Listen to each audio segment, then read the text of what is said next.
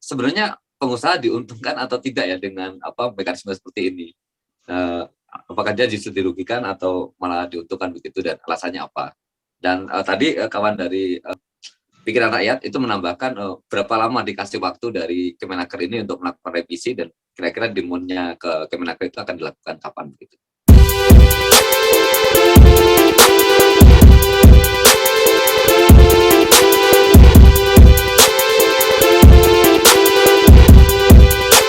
Keuntungan atau kerugian bagi perusahaan harus dilihat dari berbagai aspek ya. Kita nggak bisa memudahkan. Kalau saya sederhana saja, dana-dana kumpulan kolektif daripada program jaminan sosial ini, terutama jam sostek, kan ini dana segar. Dia tidak bisa digunakan untuk jangka panjang. Ya, artinya dia akan tersimpan terus.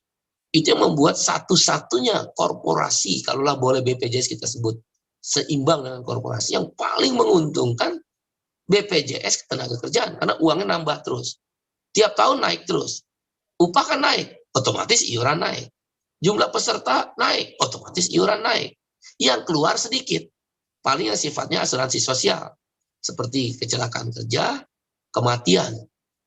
Tapi untuk jaminan hari tua dan jaminan pensiun itu jelas jangka panjang. Kecelakaan kerja kan masih kecil, tingkat kecelakaan kerja. Dan dengan demikian ini fresh money. Dalam situasi, dan kita udah lihat kan, dalam situasi yang kadang-kadang krisis, di mana negara membutuhkan uang, selalu yang paling dilirik selain dana haji juga itu jangka panjang. Kan ada orang nunggu sampai 50 tahun, 30 tahun, jadi uangnya nggak kepake. Setoran jalan terus. Waiting list, beda dengan dana hajinya Malaysia. Nah, dana jaminan sosial melebihi dana haji.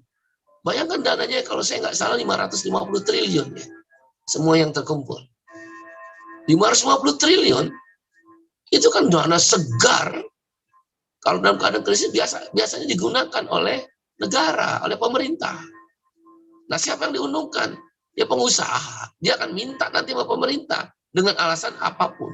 Dulu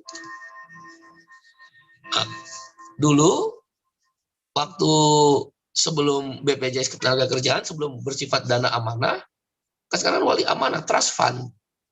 Itu bisa dipinjam seenak udelnya. Kan kasus, maaf ya, kalau saya nggak salah waktu itu Pak Abdul Latif misalnya, dengan satu perusahaannya kan pernah meminjam. Begitu pula yang lain. Nah, dengan kondisi sekarang, apa saja bisa diatur oleh pemerintah, dia bikin aturannya.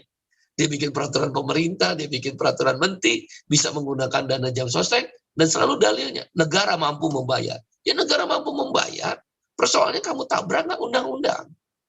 Sekarang itu dana wali amanah loh, trust fund. Ya, nah, bagi perusahaan-perusahaan yang baik, perusahaan-perusahaan yang menjalankan upahnya baik, perusahaan-perusahaan yang menjalankan jaminan sosialnya baik, memang dia tidak ada untung, tidak ada rugi. Katakan perusahaan Jepang multinational company, dia nggak ada untung, nggak ada rugi. Dia sudah membayar kewajiban, bagi dia sudah selesai. Itu menjadi bagian pertanggungjawaban dia terhadap buruhnya. Nah, yang persoalan ini kan di pemerintah, di kementerian, di BPJS Nakernya. Apa bisa dijamin dana yang 550 triliun itu tidak digunakan? Kan banyak udah kita dengar untuk infrastruktur lah, untuk kegiatan-kegiatan lain. Pertanyaannya, pernah nggak tanya? Oh, sudah dengan Dewan Wali Amanah BPJS Ketenagakerjaan ada unsur buruh 2 orang. Pertanyaannya tadi, selalu pembenaran dicari yang pro pemerintah, yang kritis-kritis ya dia tinggal, nggak ajak bicara. Itu aja sih sebenarnya. Nggak punya hati, terlalu kejam. Kira-kira demikian. Termasuk nanti tentang aksi, kita tidak memberi tenggat waktu.